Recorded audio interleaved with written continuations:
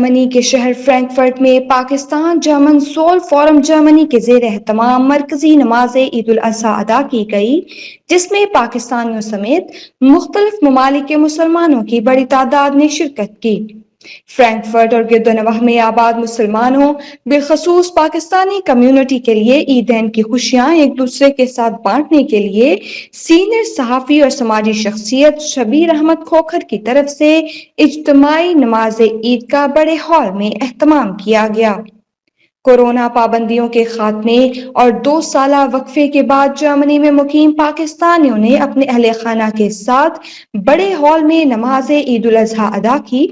حاضرین نے شبیر احمد کھوکھر اور ان کی ٹیم کی طرف سے بہترین انتظام اور باہمی ہم آہنگی کا موقع فراہم کرنے پر بہت سراہا۔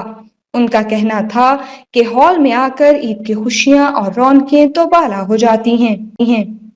علامہ محمد صدیق مصطفی نے سنت ابراہیمی اور عید الاضحیٰ کے حوالے سے تفصیلی خطاب کیا۔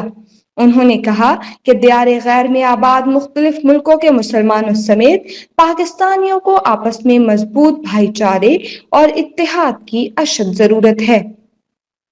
جرمنی کی خبروں سے باخبر رہنے کے لیے سبسکرائب کریں اردو نیوز ڈویچلینڈ۔